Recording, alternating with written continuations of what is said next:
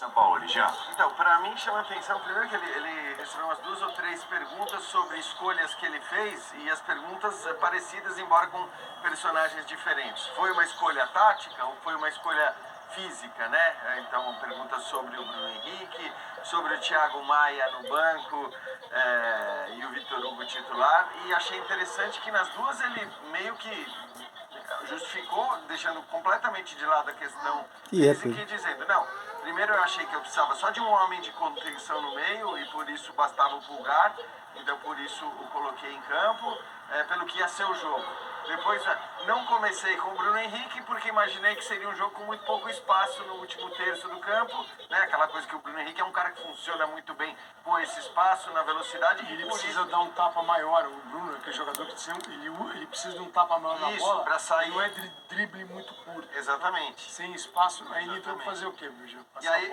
Mas aí é o que o Léo falou, né? Ele entra também por conta da bola aérea e tudo mais, e acho que era um pedido da torcida. Claro que não foi o pedido da torcida que convenceu o São Paulo, mas o Bruno Henrique também começa no banco justamente porque o São Paulo enxergava o jogo exatamente como ele foi. Foi exatamente o que a gente viu. Claro que pode ter sido um pouco reforçada ainda a postura do Atlético Paranaense pelo gol do Canóbio no comecinho, mas eu acho que as respostas dele já deixam claro que o próprio treinador do Flamengo já imaginava um Atlético muito fechado, um Atlético tirando todo o espaço ali na última parte do campo. E o jogo de futebol é feito de erros. Acertos, defeitos, virtudes, erro zero. Alguns tentam minimizar. O gol do pênalti, um erro do Madison gigantesco. O gol do Flamengo, certamente São Paulo está tranquilo aqui porque venceu o jogo, mas lá dentro ele vai pegar os caras. Porque a bola vem do Bento, o maior erro, coitado, o Pulgar, ele não. Muita gente pode olhar só pro finalzinho, porque as imagens sempre mostram o finalzinho da jogada, não mostra a jogada inteira. É uma bola no meio de campo, você não pode, o goleiro Bento sai, encontra o companheiro livre no centro do campo, quando é o Vitor Hugo, né, que chega. Quando ele chega atrasado, você não é para chegar atrasado. Deveria perder a primeira bola. Você não pode perder a primeira bola ali, você tá junto, já morre ali, para ter que dominar, girar, tal. Então, o Flamengo não pode errar assim. Até porque se ele estava preparado para o Atlético jogar dessa maneira, sem tentar sair jogando com a bola, sem tentar tocando a bola, ele sabia que esses lançamentos iam acontecer. Ele fez escolhas baseadas em como neutralizar esses lançamentos que o Atlético faria, tanto para o contra-ataque quanto essa bola longa do goleiro para tentar ganhar a primeira bola, para ver se fica com ela com a defesa do Flamengo, com os jogadores mais avançados. Então, digamos que o São Paulo, pelo que a gente entendeu e pelo que o jogo mostrou, ele sabia que essas coisas iam acontecer e preparou um jeito de neutralizá-las. Por questões individuais, isso não aconteceu direito. Tanto que no segundo tempo acontece. Né? Então, são coisas para o time corrigir, para melhorar. Com o tempo, isso vai, acho que acaba melhorando, porque é técnico de alto nível. E uma coisa me chama muita atenção, eu lembro da segunda entrevista dele, ele falando da preocupação com o mental do Flamengo. Ele falou, não, o jogo coletivo é importante, a tática, tudo é muito importante, mas o mental, porque o Flamengo estava destruído mentalmente. Hoje o Flamengo compete, né? Só essa virada contra um time duro como é o Atlético, o time conseguindo melhorar do primeiro para o segundo tempo, eu acho que está encorpando. Lógico que a temporada vai provar se sim ou se não, e para esse time virar mentalmente o que o técnico quer, ele precisa ganhar os grandes jogos, ele precisa dessas viradas, ele precisa se impor nos jogos mais difíceis, ele precisa vencer as equipes mais fortes. Eu acho que está encorpando, e concordo com o Calçade, essas coisas, esses tropeços coletivos e individuais acontecem quando você tem jogadores bons, acontecem menos individualmente, quando coletivamente está certo, acontece menos coletivamente. E acho que o Flamengo tem errado menos do que vinha errando antes, mas ainda, no sempre não penso, tem alguns problemas defensivos. Né? Isso aí, assim, acho que o Calçado falou em riscos. Você sempre escolhe onde você quer correr o risco, dependendo da sua maneira de jogar. Você vai correr o risco tendo um adversário no seu campo, o Furacão escolheu fazer. Normalmente, onde o São Paulo escolhe ter os riscos? Lá atrás. Porque ele vai atacar com muita gente, a volta vai às vezes ser no mano a mano, vai depender de jogadores de boa recuperação. Então, nenhum dos times da história da carreira dele é conhecido por levar poucos gols. Então, vai se conviver com isso. Né? Eu acho que são cálculos que você tem que fazer. Você tem de fato que trabalhar para evitar sair atrás. Nem sempre você vai conseguir reagir, até porque você vai pegar adversários de cada vez melhor nível agora.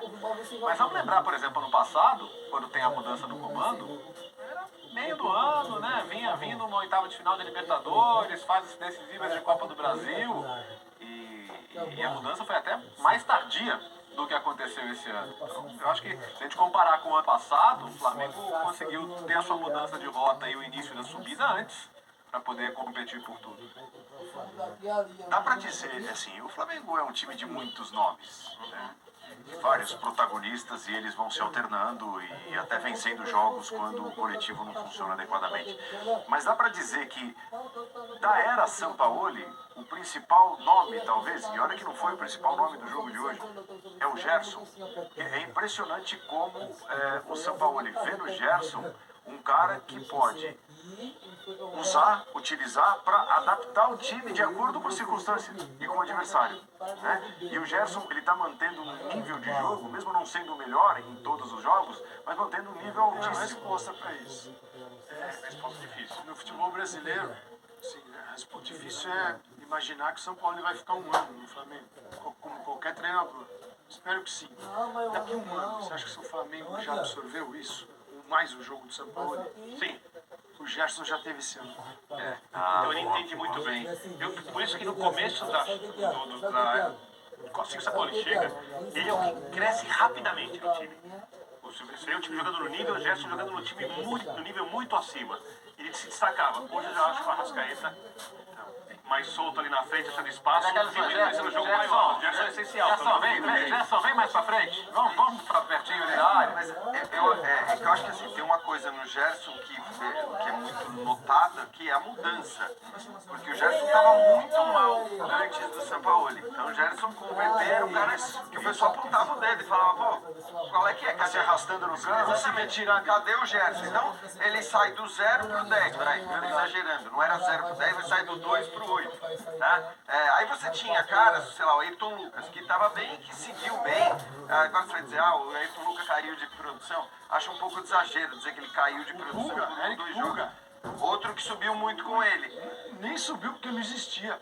Exatamente, ele não jogava. Pro VP não existia. Você fala, esse cara tá fazendo o quê no Flamengo? Mas eu tô com o Bittner se você perguntar, se você disser qual é o jogador mais essencial para esse time do Flamengo, qual é o jogador que você diz, esse cara não pode ser tirado do time. Não que não possa ser tirado do time, porque a gente olhava hoje para um banco do Flamengo que tinha o Luiz Araújo, que tinha o Bruno Henrique, que tinha Thiago Maia, Felipe Luiz, hoje não tá o Cebolinha, não tinha Gabigol, então assim, convenhamos, é um elenco absurdamente superior do ponto de vista técnico e individual a qualquer outro. Mas pra mim o Arrascaeta é o cara que, se você fala quem que você não quer perder pro torcedor do Rubro Negro, quem que você não quer perder para um jogo decisivo, eu escolheria o Arrascaeta. Eu acho que ele vai responder isso também.